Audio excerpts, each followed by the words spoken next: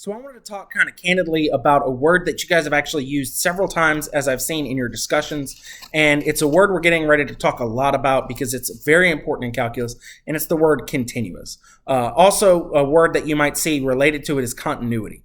Now, you've probably heard this word when you talk about things like movies and TV shows.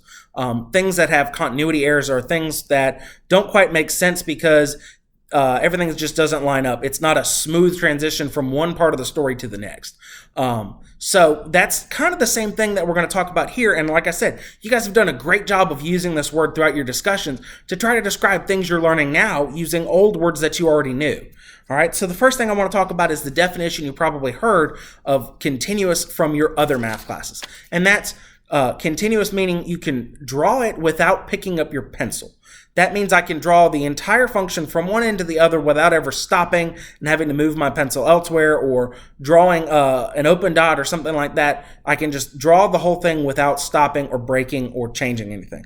So some examples that we'll see of things that aren't quite continuous, things that that are bad, that are not continuous at all, things that just kind of make it so that we can't draw in one go, are things like holes. So one of these is really important is, we'll have these open dots here that essentially the function is drawn, and then we have to stop, draw the open dot, and then keep going for the rest of the function.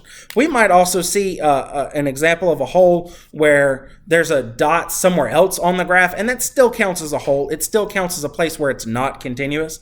Another reason we might have a function that's not continuous is some kind of a jump. And again, we're going to talk more about this later, but we would see this kind of an example where we would draw it from one place, then have to pick up our pencil, move it somewhere else, and draw the rest of the function. Another example would be something like these infinites, where you guys often saw these in Algebra 2 or pre-calculus as vertical asymptotes, where we draw that dotted line and it's going all the way to infinity on one side, and it's either at infinity or negative infinity, and it's just, we can't continuously draw from one side to the other because there's that dotted line preventing us from crossing it. So again, these are important things we need to keep in mind as we talk about continuous. But like I said, I wanted to go back to that early definition that we talked about, where we can draw the whole function without ever picking up our pencil, because that is essentially a continuous function. But as we move through the rest of this, we're going to go into some more, I'm going to say precise again, definitions of what continuous means. Hope you all have a great day.